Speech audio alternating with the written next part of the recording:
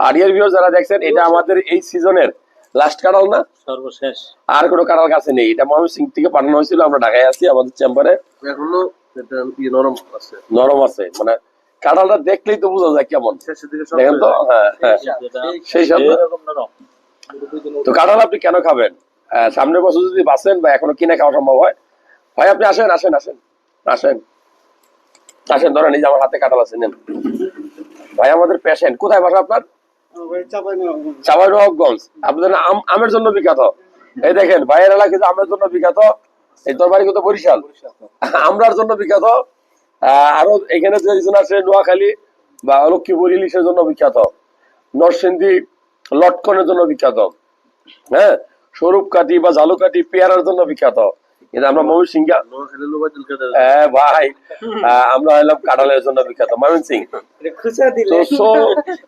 না না না, আমরা কোনো পলিটিক্যাল আলাপ না করি, আমরা মূলত কাঁঠাল নিয়ে কথা বলতেছি। কাঁঠাল এটা আমার লাস্ট সিজনের, এই সিজনের লাস্ট কাঁঠাল। সবাই দোয়া করবেন সামনের বছর যেন আমরা সবাই নেক হায়াত পাই। আমরা যেন সামনের বছর বেশি কাঁঠাল খেতে পারি, আপনারা যেন নেক হায়াত পান, ঠিক আছে।